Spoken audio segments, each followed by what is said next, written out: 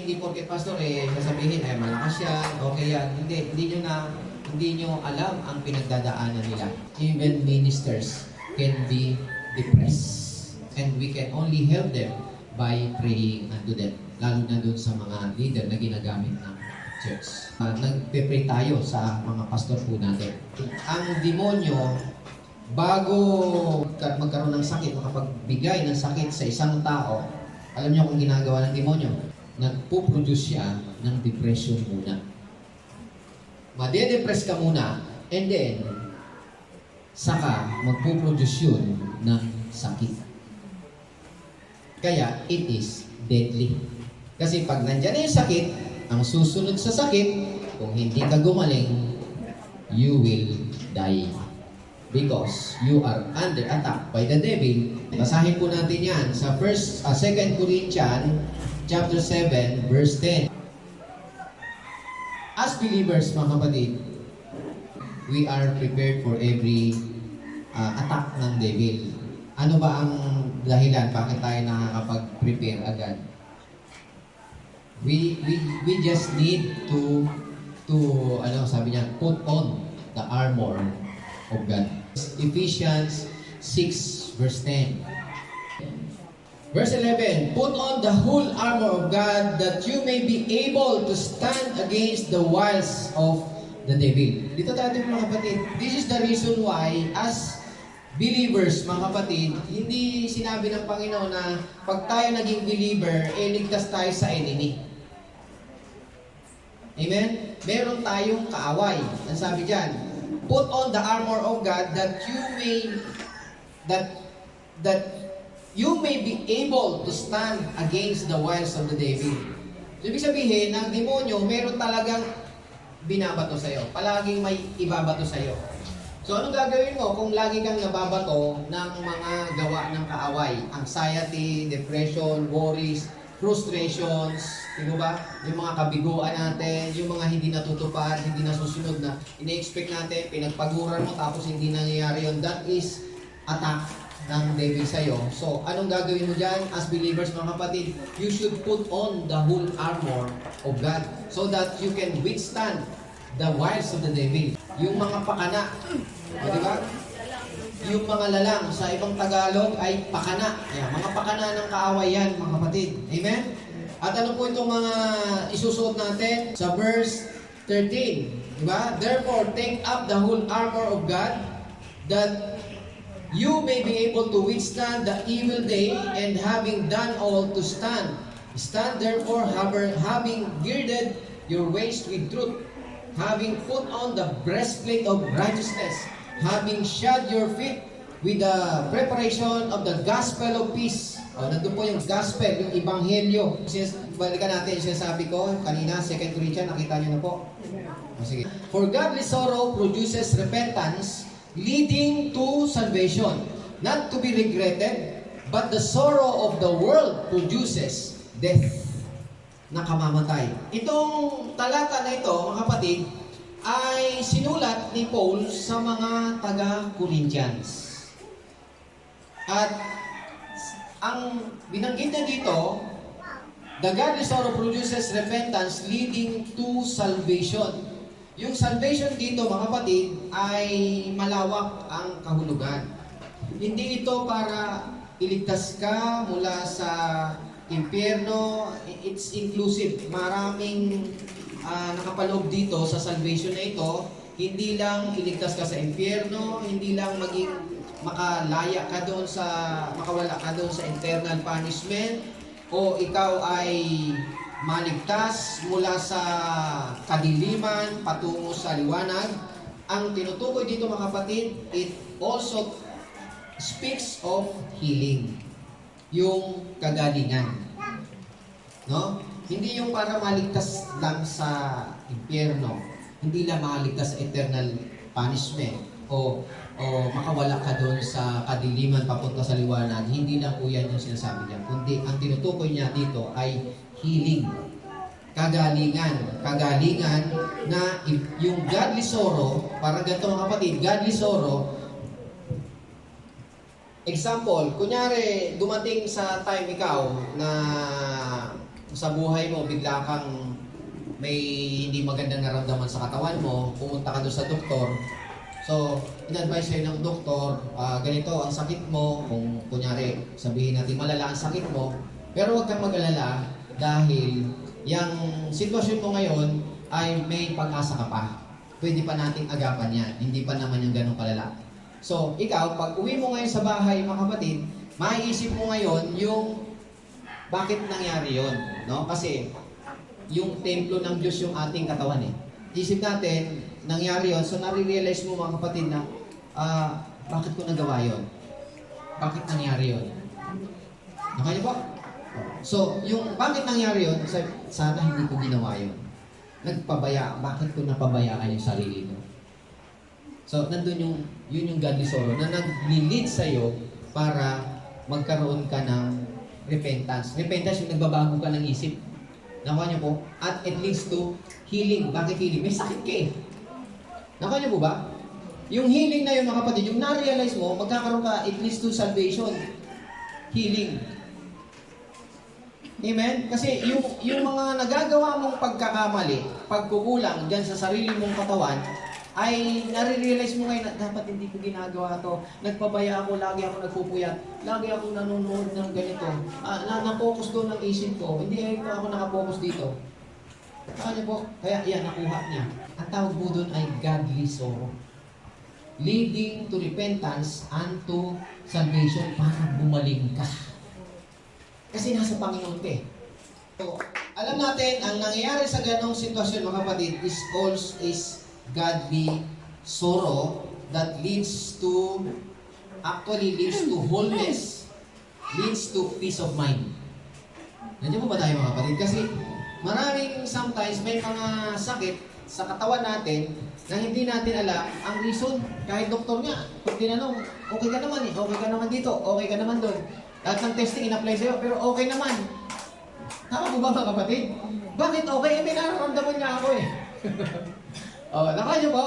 So, godly sorrow yun eh, na may nagagawa ako eh. Dapat hindi ako ganito.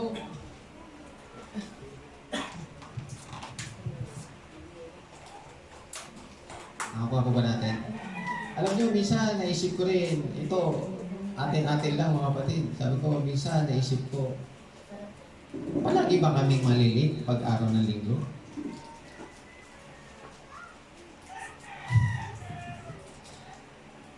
Talaga bang wala na kaming oras para ilagay sa tamang oras ang pagsamba? Ay, sa tanong ko, nasaan na yung oras namin? Yung oras para sa Panginoon, talaga bang, kumbaga sa pinimpress ka eh, parang ganito mga kapatid, nung panahon nung ilabas sila sa Egypt, di ba? Takbo sila, takbo eh. Hanggang sa makarating sila sa dulo na ng dagat yun. Tapos, akala nila, ligtas na sila, di ba? Tapos pagtingin nila, may humahabol pa pala. Akala nila, ligtas na sila. May humahabol pa eh. At yung paghabol na, siyempre, ang tendency nila, tumakbo ulit. Kaso nga, ala na eh. So parang naisip ko lang mga kapatid, na tayo, pagka yung oras natin na binibigay natin sa Panginoon mga kapatid, parang, wala tayong oras. Kasi, parang inaano na tayo eh. Andito na tayo.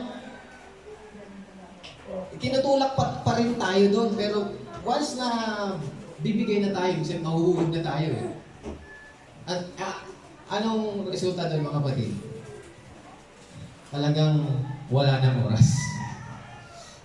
Ubus na. Kasi wala naman lang ala-allowance ang oras para sa Panginoon. Saan na napunta lahat ng oras? Hindi ko alam. Baka yung ibang oras sa panonood ng palabas. Baka yung oras ay na uwi sa mga kung ano-anong mga dapat nating tapusin sa araw-araw nating ginagawa sa bahay. Tama ba mga kapatid? Naubos yung oras natin doon. Kaya ang tanong ko, talaga bang mauubos ang oras natin? Wala na ba tayo matitira? Na maibigay natin yung buong oras para sa Panginoon?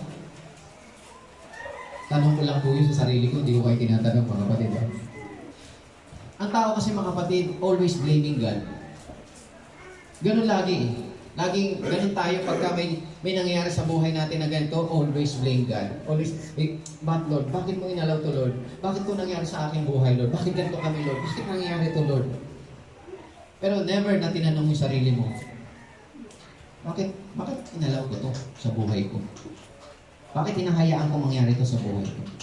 Bakit hinahayaan kong pabayaan ito? Never natin natatanong yun. What's happening there is godly sorrow. Kasi nag-iisip ka para pag naisip mo yun, nagkakaroon ka ngayon ng peace of mind. Bakit peace of mind? Kasi nare-realize mo, hindi mo dapat ganito, hindi dapat ganun. And it leads to peace of mind. It leads to yung deliverance, yung palayain ka. Amen po ba, kapatid? Yung dating nag-worry ka, hindi ka na ngayon nag-worry kasi hindi naman pala yun ang dahilan. Ito pala yun. Nasa atin lang yun. Yun ang sabi ng Panginoon. Perfect love casts out fear. And it is God. God is the perfect love that casts out fear. Yun ang nag-aalis. Pag ibig sabihin, yung perfect love ng Panginoon nasa atin, mga kapatid, it casts out fear in your heart. Kaya lahat ng takot dito sa dibdib natin, lahat ng worries natin, ika-cast out ng Panginoon. Hindi lang Diyos eh, yung perfect love ng Panginoon. Yung ma-realize mo, mahal pa rin talaga ako, mahal talaga ako ng Panginoon. Ayun po mga kapatid. Na-realize na po ba natin yun? Na-realize na po ba natin mga kapatid? May oras pa ba tayo? Ang oras ba natin ay 3 oras lang ba talaga sa Panginoon? Hindi ba dapat isang araw yan? Dati araw yan eh, pero ngayon oras na lang. Half day. Ngayon hindi na half day. 1/4 day. 3 hours na lang. Kaya minsan, pagkatapos ng service, batsihan.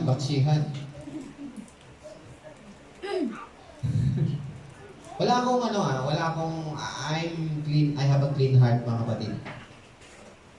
If you are guilty, I'm guilty. Tama ba?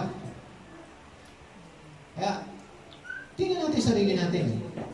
Baka mamaya, kasi depression works death. Worldly sorrow works death. Saan nakukuha yung worldly sorrow? Saan natin, bakit tayo nabibigo? Ang sabi ng Panginoon, he who calls on the name of the Lord shall not put to shame. Pero bakit tayo nabibigo? It is because we rely on the Word. Nakatingin tayo sa mundo, hindi tayo tumitingin dun sa may gawa ng mundo, ang Diyos. Kaya ang Panginoon, He allows godly sorrow. Yung iniisip mo lagi yung Panginoon.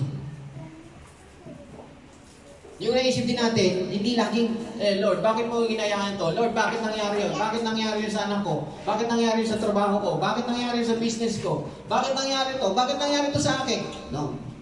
Ask yourself. Ask yourself. Ano ba ginagawa mo? Ano ba ginagawa ko? Ano ba nangyari? Bakit hinayaan ko yun? And doon magsisimula yung godly sorrow. Nagkakaroon ka ng repentance and leads to healing.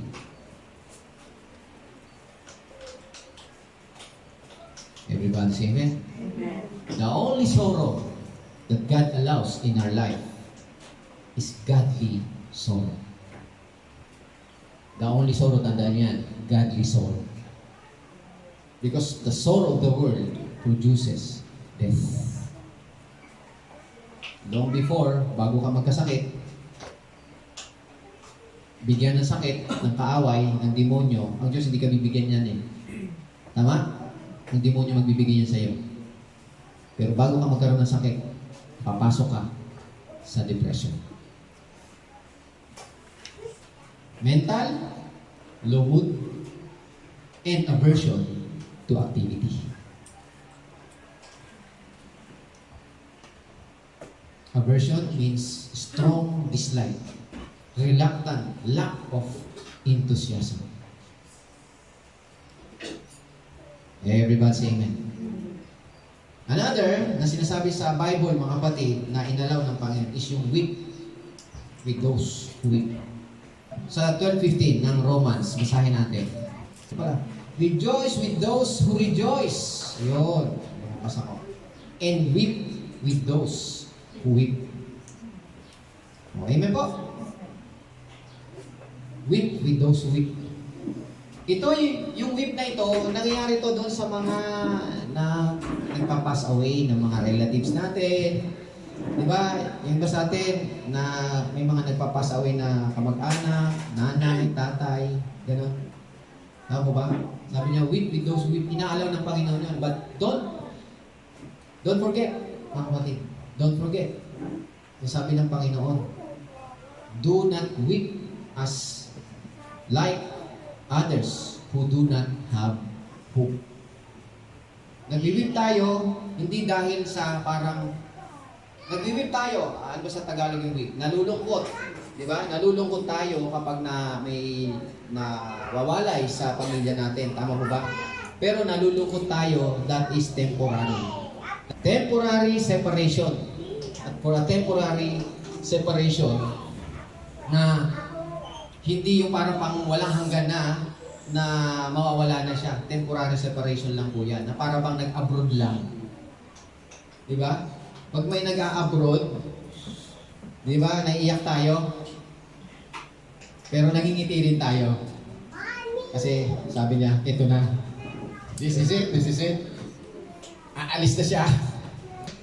Para kunyari, anak mo pupunta sa, o kaya asawa mo, pupunta dun sa abroad, magtatrabaho, o may magandang business doon. May separation. Nalulungkot ka. There's crying. There's sorrow. Naku niyo po? There is sorrow. There's crying. Pero nandun yung rejoice. Yung rejoice kasi ito na.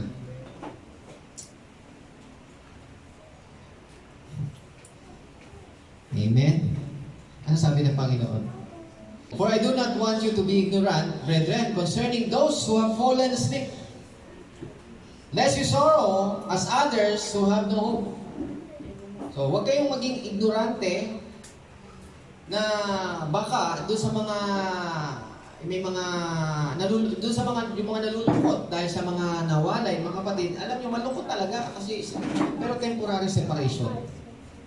Amen? Malungkot po talaga. Hindi maikakailayan. Pero sabi niya, huwag kayong malungkot katulad ng mga walang pag-asa sa Panginoon.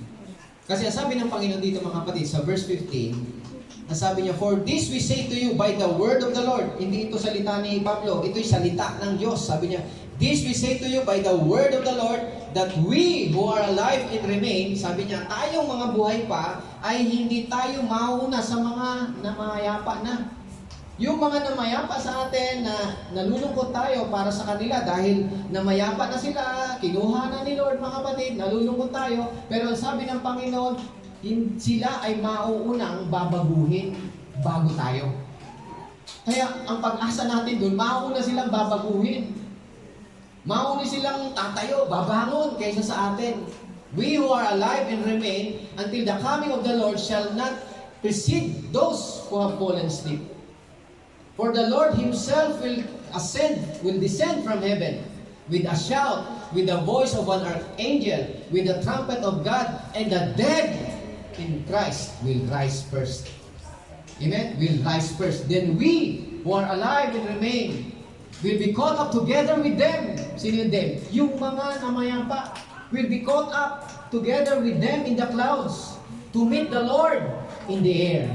And we will always be with the Lord. Yun yung hope natin.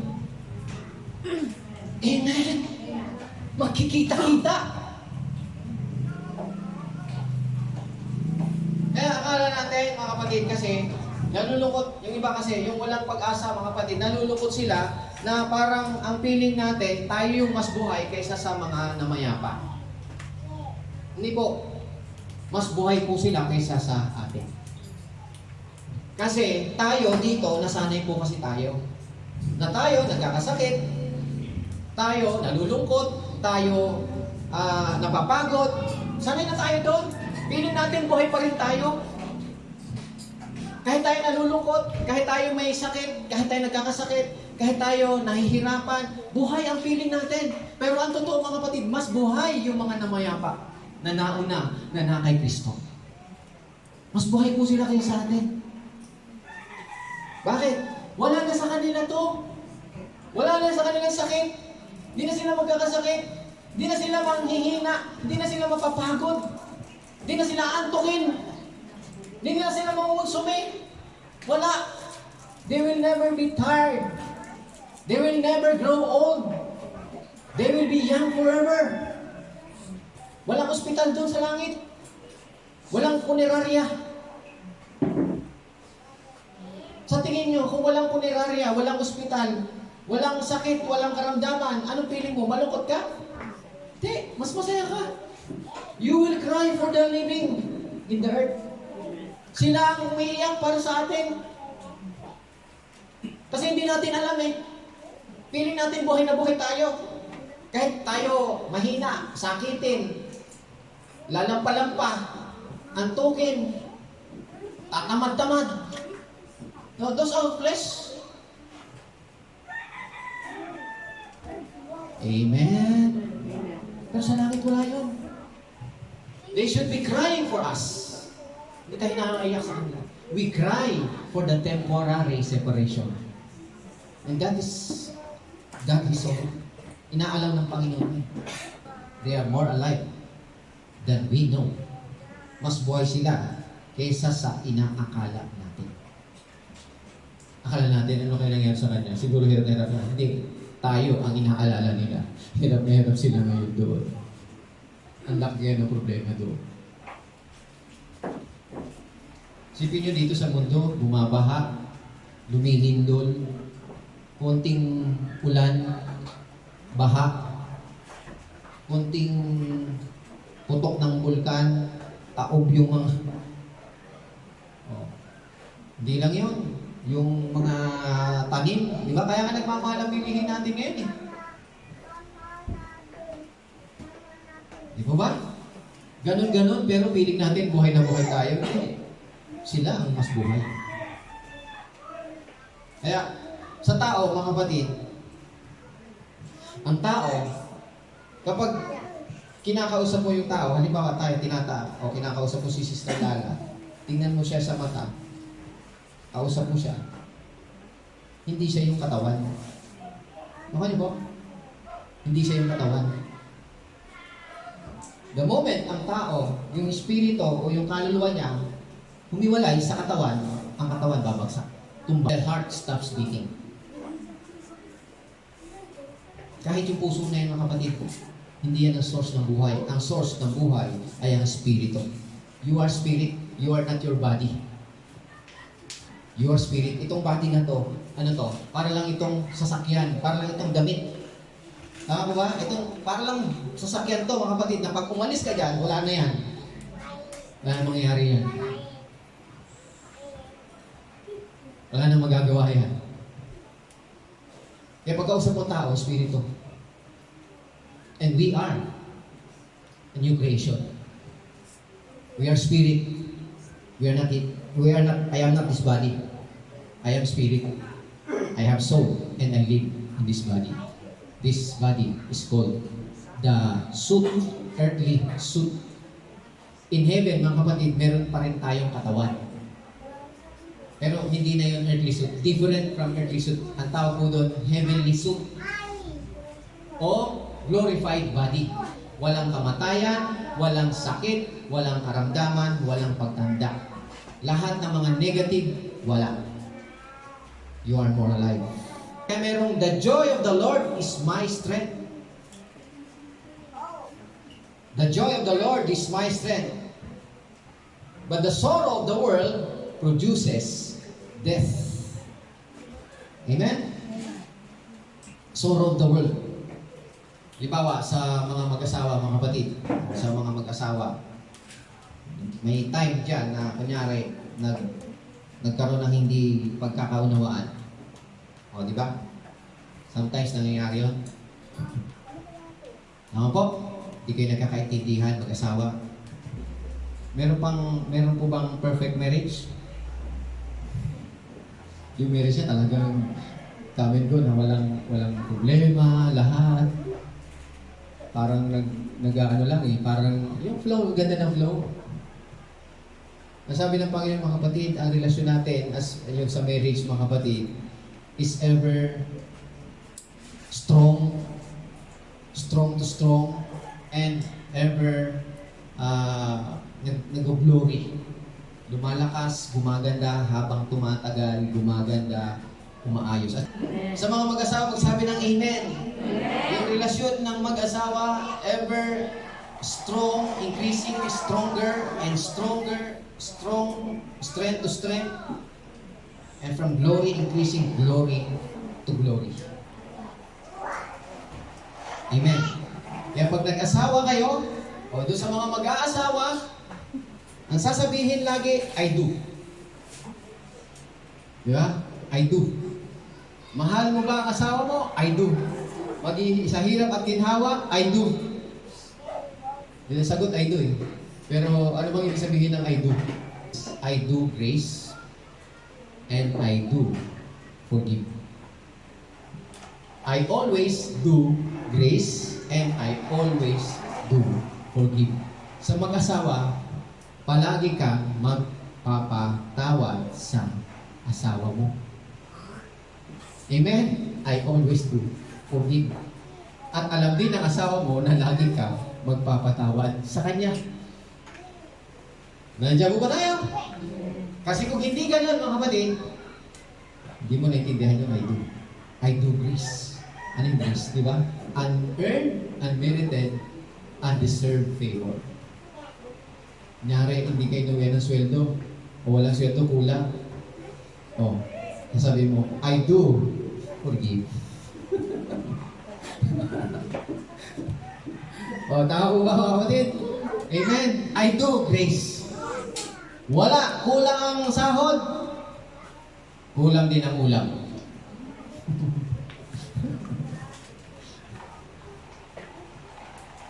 Hiwalay ang puti sa dikolor. Hindi ganon. When you say I do, you always do grace and you always do forgive. Kaya nagtatagal ang mag-asawa forever. Everybody say amen. Amen. Ako lang nag-amen. Misis ko lang. Kami na nagkaintindihan. Apir. Yung iba hindi. So balikan natin yung 7:10 ng 2 Corinthians. For godly sorrow produces repentance leading to salvation, not to be regretted, but the sorrow of the world produces death. Sinasabi sa atin dito, mga kapatid, dahil ito sinabi ni Paul sa mga taga-Corinthian, sinasabi dito sa atin na ang lungkot, ano yan? Ano ba sa Tagalog yan? Lungkot ng mundo ay gumagawa ng kamatayan. Tama ba? Verse, last line ang sabi. Ha? Yan, humahantong sa kamatayan. Sa English, produces death. Sa ibang version, works death. So, papunta sa kamatayan. Kaya nga, yung worldly sorrow is a serious business. Seryoso to ang mga kapatid. Kapag hindi natin maintindihan na seryoso to, hindi nga talaga tayo kikilos. Pero pag naintindihan natin, makikilos po tayo. Produces death. Godly sorrow, worldly sorrow produces death. Pero tingnan niyo mga kapatid, ang ating Panginoong Kristo sa Book of Isaiah, ang sabi doon, surely He has borne, 53 verse 4, surely He has borne our griefs and carried our sorrow. 53 verse 4 ng Isaiah. Surely, He has borne our sorrows, yung ating sakit, sabi dyan sa Tagalog, ano? Our griefs, and carried our sorrow. Ang tinutukoy dito ang ating Panginoong Kristo, na dinala raw niya yung ating mga sakit at yung ating kapanglawan. Say, kapanglawan. Yan, yung dinala po ng Panginoon yan. Pag tinignan natin sa Hebrew word, yung grief, mga kapatid, is koli, which means, mostly used ito, mga kapatid, ginamit na grief, pero mostly used for diseases. As in, 12 times, diseases, and 5 times, ginamit kong sickness. No? Sickness. So, sakit. Nakuha niyo po? 4 times only, ginamit na grief. So, sakit talaga ang dinala ng Panginoon. Yung sorrow sa Hebrew word is makof. Makof. Na mostly rin, sorrow, di ba sabi, makof, pero mostly ginamit po ito as sickness. Sa sakit. Nakuha niyo po? Amen? So, ibig sabihin, merong sorrow. There is sorrow. Nakuha niyo po? Pero, yung tinutukoy dito ay mostly sickness and disease. Amen? Surely, dinala niya yung ating mga sakit, karamdaman. At paano natin nalaman na ito ay nangyari o natupad ng ating Panginoon Kristo na dinala niya yung ating mga sakit at karamdaman? Paano natin nalaman? Paano natin nalaman? Siyempre, sa Bible din. Sa Matthew, tingnan natin, basahin natin sa chapter 8, verse 16. When evening had come, they brought him many who were demon-possessed, and he cast out the spirits with a word, and healed all who were sick. Verse 17, that it might be fulfilled which was spoken by Isaiah the prophet, saying, He himself took our infirmities and bore our sicknesses. Referring to Isaiah chapter 53, verse 4. He has borne our griefs and carried our sorrow. Amen? Dito tayo tingnan mga kapatid, ano? Kaya mapapansin dito, the whole context dito mga kapatid na binasa natin, sa verse 17, that it might be fulfilled, which was spoken by Isaiah the prophet, saying, He himself, sino yun? Jesus Christ himself, took our infirmities and bore our sicknesses. Pansinin nyo dito mga kapatid, ano bang ginawa ng Panginoon sa verse 16? Nagpagaling. He went about doing good, healing all that were oppressed by the devil. Even the demon-possessed, they were healed. Yung mga sinapian ng demonyo, they were oppressed by the devil. Pinagaling yung mga oppressed by the devil. Kasi yung mga nagkakasakit, lalo na yung mga masakit na matagal ng sakit mga kapatid, they are oppressed by the devil. Sakit po yun na kaaway po ang nagpapahirap sa kanila. At ang sabi ng mga kapatid, they were all healed. So ang context dyan mga kapatid, pinagaling po sila ng ating Panginoong Jesucristo. Dinala niya. As in, parang nagbabayad ang Panginoon. Paano nagbayad? Kasi hindi pa naman siya namamatay. Kasi tinutukoy dito yung kamatayan niya sa krus. Amen? Pero dito, hindi pa namamatay ang Panginoon. Pero pinagaling na niya, dinala na niya yung sakit. Parang sinasabi ng Panginoon, mga kapatid, na sige, kunin ko yung sakit na yan, bibigyan niya yung sama, mga kapatid, at babayaran ko yan doon sa krus ng Kalbaryo. Para siyang credit card. Pag may credit card, di ba, credit card, na nakukuha mo lahat ng gusto mo, pero hindi ka doon sa actual na nagbabayad. Magbabayad ka doon sa bangko talaga ng pera. Amen? Dito, mga kapatid, kaya habang buhay pa ang Panginoon, lahat pinagagaling niya, sapagkat pagdating doon sa krus, mga kapatid, doon niya yung babayaran. Kahit yung babaeng nangangalunya, mga kapatid, napatawad po yun ng Panginoon. Nandiyan po ba tayo, mga kapatid? Napatawad yun, sabi niya, wala na nakit sa'yo, sige, humayo ka na, at huwag na magkasala. Napatawad. Paano napatawad? Sabi niya, may kapangyarihan ba siya magpatawad? Ang hindi nila alam, mga kapatid, babayaran ng Panginoon yung kanyang kasalanan pag namatay siya. Pag doon sa pagdating, doon sa dulo ng buhay niya na siya ay ipapako na sa krus. Doon siya magbabayad at doon binayaran ng ating Panginoong Jesucristo. Amen po? Merong sorrow. No? Merong lumbay, pero ang context dito ay mga sakit at karamdaman ang tinaglay ng Panginoon. Now, makinig tayo. Sorrow siya, may sorrow. Ibig sabihin dito, nabasa natin mga kapatid, sinabi ko po sa inyo na yung griefs referring sicknesses and diseases. Even sorrow, mostly used sicknesses. Nakuha niyo po? Pero still, makinig tayo, since ginamit ko yung grief and sorrow, na ibig sabihin mga kapatid, ang grief, yung sicknesses and disease, ay naroon po sa grief and sorrow. Nakuha niyo po mga kapatid? Nakukuha yung sicknesses and disease doon sa grief and sorrow. Kaya sabi ng Panginoon, the joy, sabi ng Panginoon mga kapatid, my joy, sabi niya, I have spoken this to you, that my joy may remain in you, and that your joy may be full.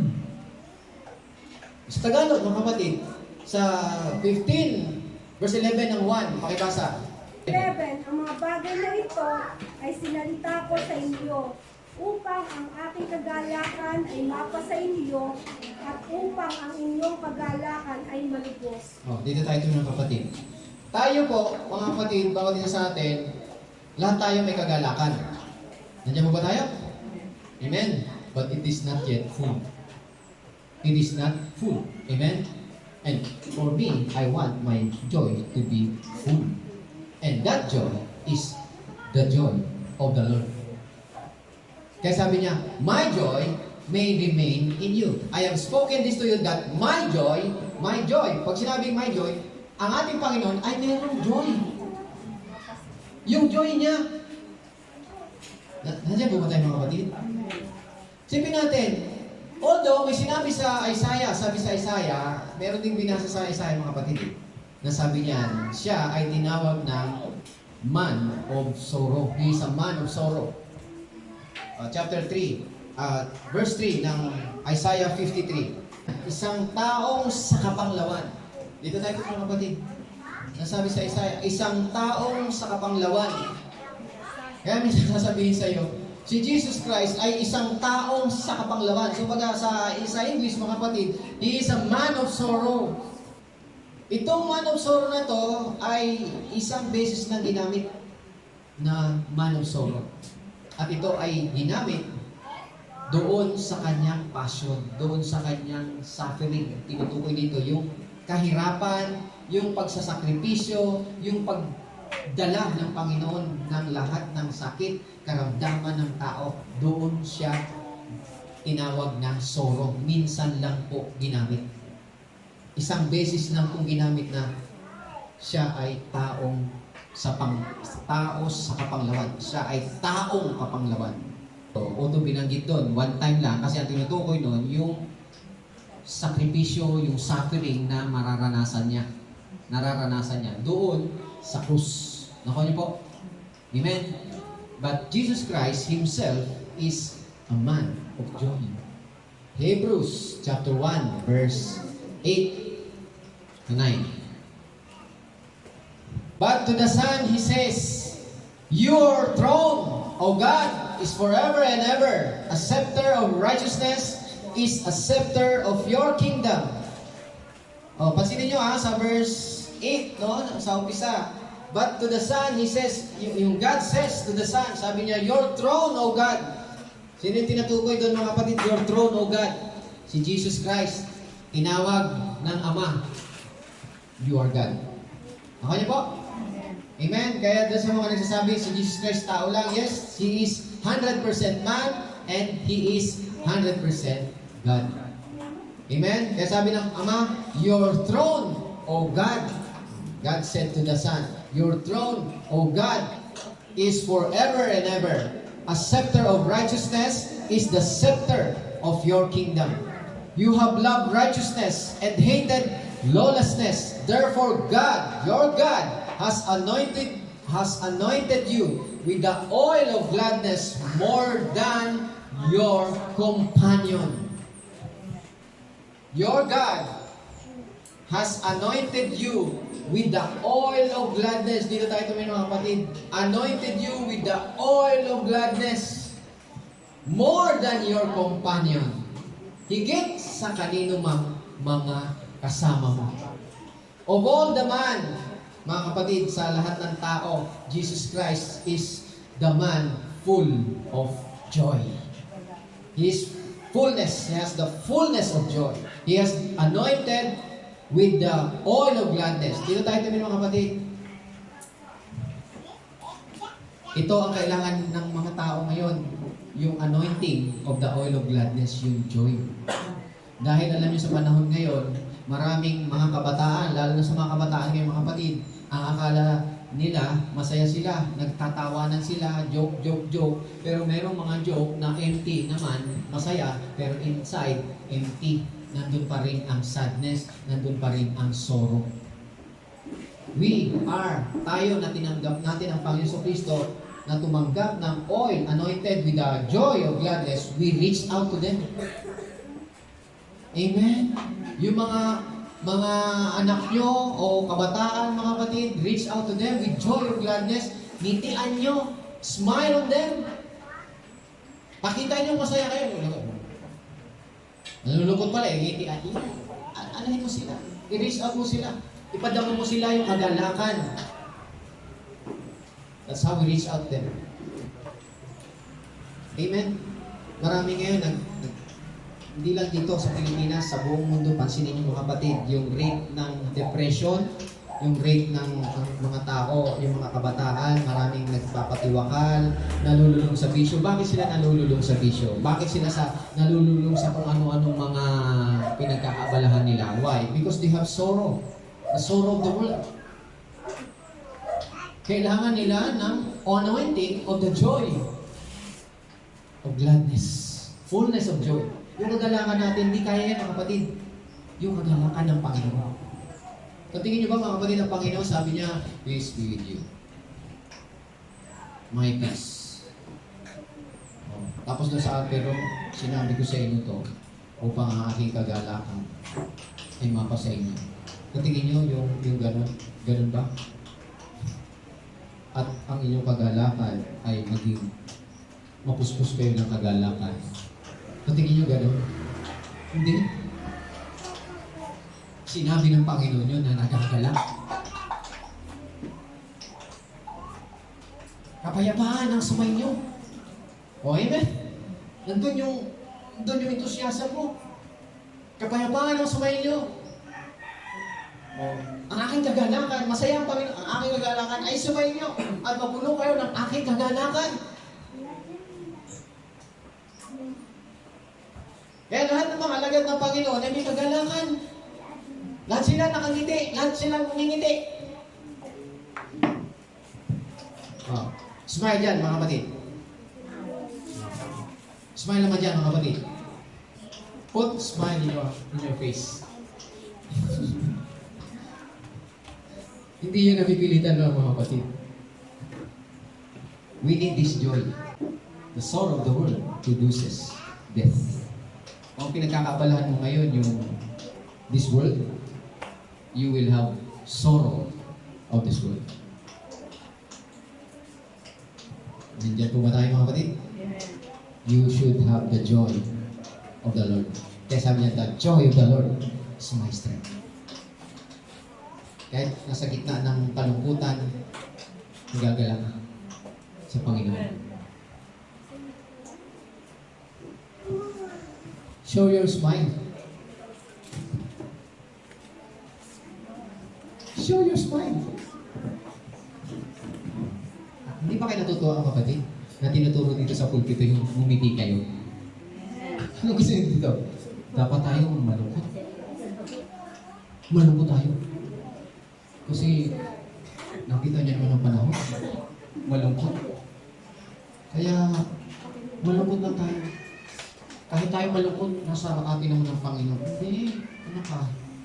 The joy of the Lord is our strength. Amen. Lumiti ka. Kaya nga tayo minsan dito, totoo, may kalungkutan tayo dito, pero pag lapit natin sa Panginoon, pag awit natin sa Panginoon, Nagkakaroon na tayo ng kagalakan. There is healing in worship. Amen. There is healing in worship. Worship, alam niyo yung praising God? Wala na kasing oras sa susunod na lang. Praise God. This is the joy of the Lord. Not my joy, but the joy of the Lord. So, ang Panginoon, meron siyang joy na ibinibigay po sa atin. Puntahan natin yung Matthew chapter 26. Yan, balikan na po natin yan. 26:38. Ang sabi po dito, nakita na po natin mga kapatid. Then he said to them, my soul is exceedingly sorrowful, even to death. Stay here and watch with me. Oh, bakit yan, Pastor? Sabi nga, exceedingly sorrowful eh. Ano sabi, Pastor Ray? Kaya sinabi sa kanila, ako'y halos mamatay sa tindi ng kalungkutan.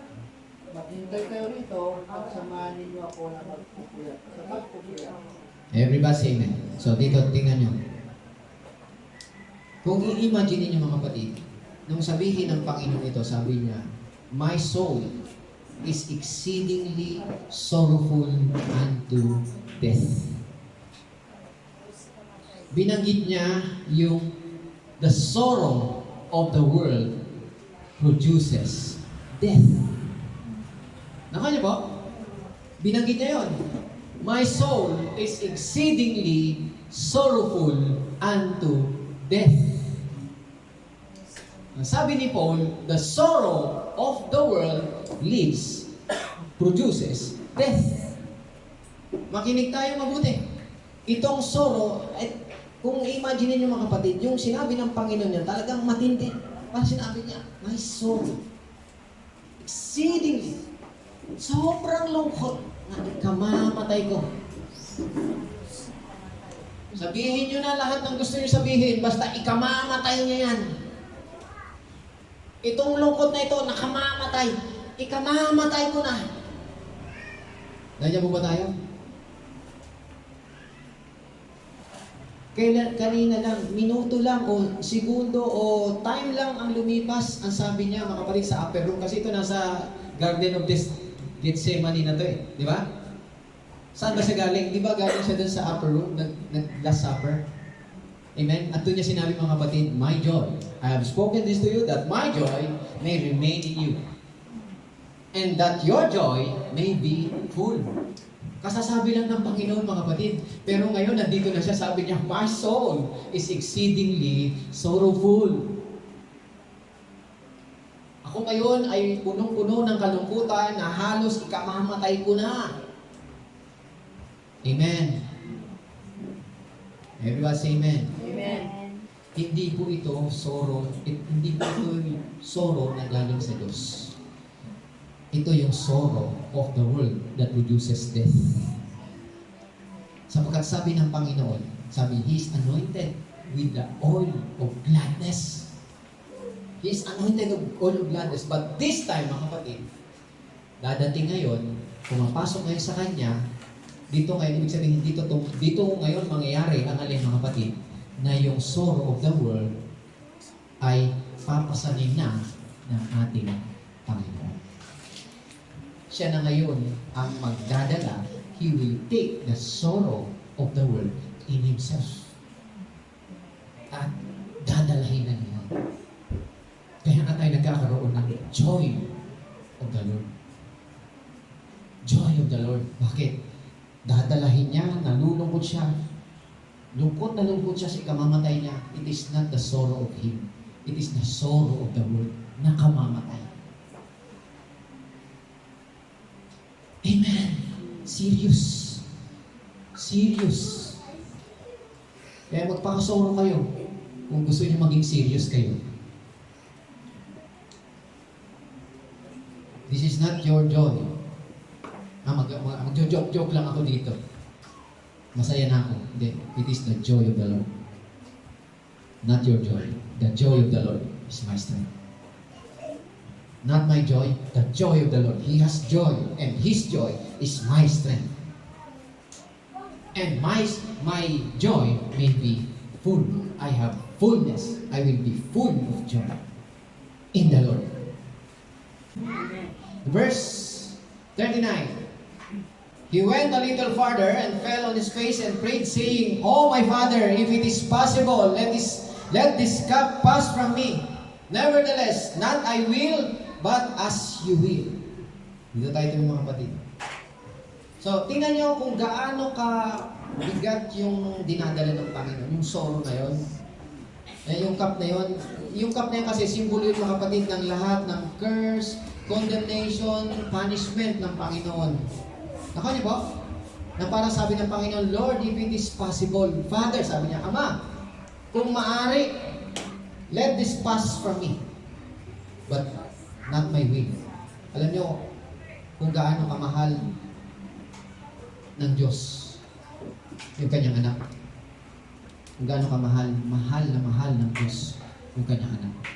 Pero this time, kasi ninyo kung anong sinabi ng Panginoon. Sasabihin natin na yung lungkot na yon, yung hirap na yon, yung kalungkutan na yon, kaya naman pagdaanan ng Panginoon yun eh. Kaya niyang dalhin talaga yon kasi Diyos naman siya. Ha? Dali lang nun sa Kanya. Kaya ng Panginoon yun. Kaya niya kasi Diyos siya eh. Ano siya eh? Sa Panginoon siya eh. Isipin niyo to mga kapatid, imagine niyo, Jesus Christ, mahal ng Diyos. Ang nature ng ating Panginoon sa Kristo, mga kapatid, hindi po siya nagkakasala. Nandiyan po ba tayo, mga kapatid? Hindi siya nagkakasala. Never siyang nagkasala. Pero tingnan niyo dito, mga kapatid, never siyang nagkasala. Kaya, yung makita lang niya na yung parusa para sa kasalanan, yung maisip lang niya, mga kapatid, yung parusa ng kasalanan, hindi naman siya nagkakasala, pero yung parusa ng kasalanan, sa tingin niyo, anong mararamdaman niya? Nandun yung halos manginig, halos nandun isipin niyo yung luha niya, di ba, yung pawis niya naging parang dugo. Dahil sa sobrang lungkot. Naisipin niyo mga kapatid, this Jesus, King, di ba? Kahari siya. Jesus as King and as a good shepherd, now become the sin. Siya ay naging kasalanan para tumanggap ng lahat ng galit, puot, parusa, sumpa. Tumanggap ng lahat ng lungkot, lahat ng sakit at karamdaman, dalhin niya. Kaya nga sabi niya mga kapatid, "Lord, O Father, if it is possible, let this pass from me." But you know what? He saw you. He saw me. Nakita tayo ng Panginoon. Nakita kayo. Nakita kayo. Doon sa gitna ng kalungkutan ng Panginoon, nakita kayo. Nakita ako. Nakita tayo lahat. Kaya sabi ng Panginoon, "But not my will, but your will." He has joy in fulfilling this. He has joy to die for you because He loves you. Ganyan kakamahal ng Diyos. Ganyan kakamahal ng Panginoon. Alam nyo, sa atin, madali na ang kaligtasan. It's not hard to be saved. But to Christ, He paid the judgment. Tinanggap niya lahat ng parusa. Kaya sabi niya, "Lord, kung walang paraan, walang way, there's no other way, Lord." Sabi niya, "Not my will, but your will." Nagalang ang Panginoon na nakita kayo. Kayo, ako, na mamatay para kayo mabuhay. And because of this, God is pleased. And when He died, God raised Him from the dead. Amen. Imagine niyo, maranasan niya yung hindi naman niya nararanasan kahit kailan. Alam niyo ba yung mga daing sa ospital? Yung mga nagkakasakit, yung sinasaksakan ng tubo, yung sinasaksakan ng, ano mga pinagsasaksak dyan, mga kapatid. Sipin mo, lahat ng pain ngayon, mga kapatid, tinanggap ng Panginoon sa krus.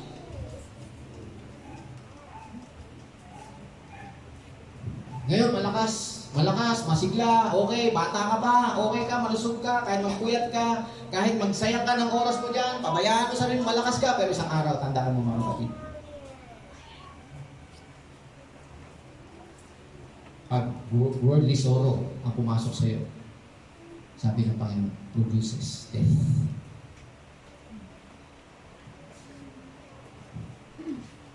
Only godly sorrow is allowed.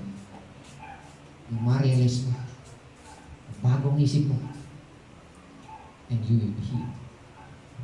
Kung ano may sakit na dadating sa'yo, you will be protected. You will be healed. Amen.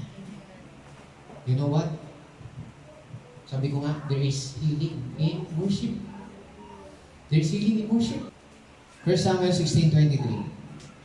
Ganito pinagaling ang isang tao punong-puno ng kalungkutan. Sorrow of the world. Ganito, nakakalaya si Saul sa Old Testament. Paano siya nakakalaya? Doon sa sorrow of the world. Ganito. Through worship. Through worship. There is healing. There is restoration in worship. Hari po ito. Hindi ito ordinaryong tao. Hari po ito mga kapatid. Pag hari ka, dala mo ang bigat ng buong sambahan. Buong bayan mo. Kung anong problema ng bayan mo. Sila ay laging nasa laban. Panahon to ni David. O, diba? Tama? Kaya nandito si David. And so it was, whenever the Spirit from God was upon Saul, that David would take a harp and play it with his hand. Then Saul would become refreshed and well. O, tingnan nyo. Refreshed and well. Gumagaling siya, nagiginhawaan siya. And the distressing spirit would depart from him. Hindi lang yun, mga kapatid. Nagiginhawaan siya, gumagaling siya, pati yung espiritu lumalayas. Amen.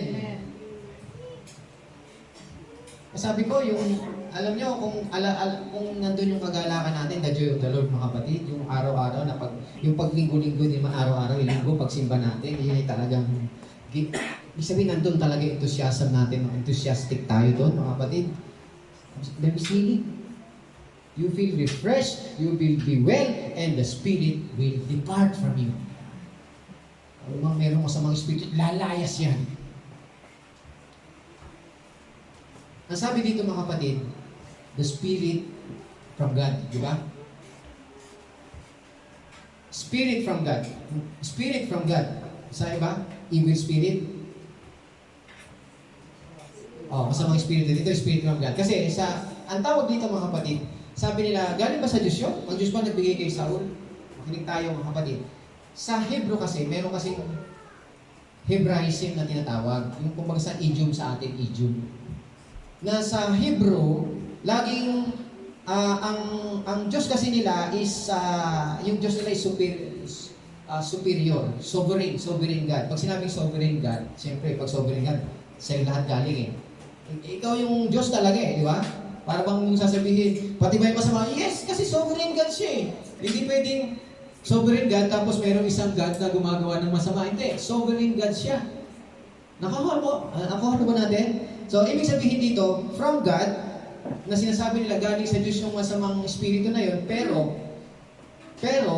ang nag-i-initiate niyan, hindi po ang Diyos.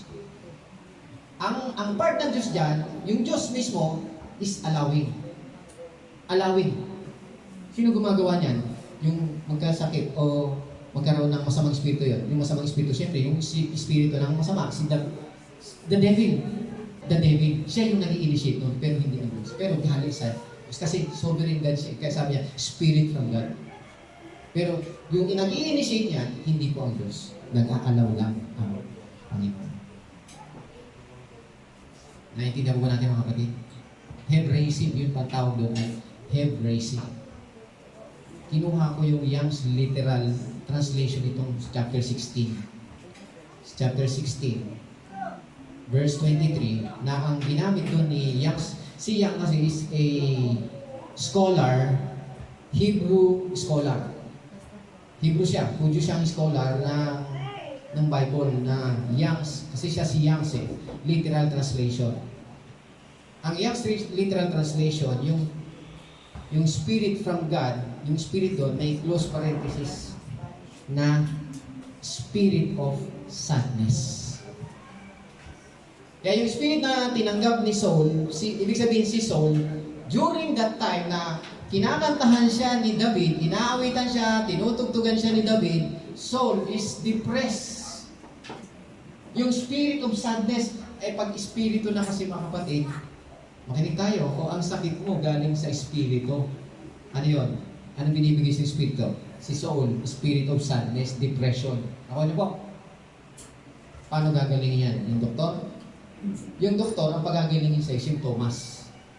Ano yung simptomas? Siyempre, depressed ka, sad ka. O, sumakit dito mo. O, sumakit doon. Ulo mo, lahat. O, kung ano na sumakit yan.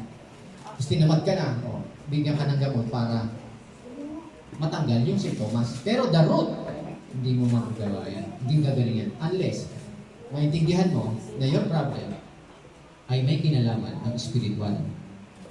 If it comes from the spirit, God's spirit, you need the stronger spirit which comes from the Lord. The root cause is spiritual.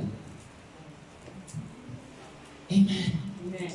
So, paano siya gumaling? Worship. Through worship. Everyone say amen. Palampakan po natin ating Panginoon. Worship. A merry heart does good like medicine. A merry heart does good like a medicine. Ano ibig sabihin ng a merry heart? Yung puso na nagagala, gumagawa ng mabuti yan, parang gamot yan na makinig tayo, wala po side effect. Amen. Bigyan ka ng gamot ng doktor, meron pong side effect. Gagaling ka, pero e-epekto sa iba. Inom ka nito. Naku, acidic pala ako. Inatake ka naman ng acidic, gumaling naman yung dito. May side effect. Pero a merry heart does good like medicine. That is God's medicine. No side effect. And in worship, there is healing. There is peace of mind. There is refreshment. And the Spirit, anong nangyari kay Saul? The Spirit departs. Amen. So right now, I would like to invite the choir to please sing for us.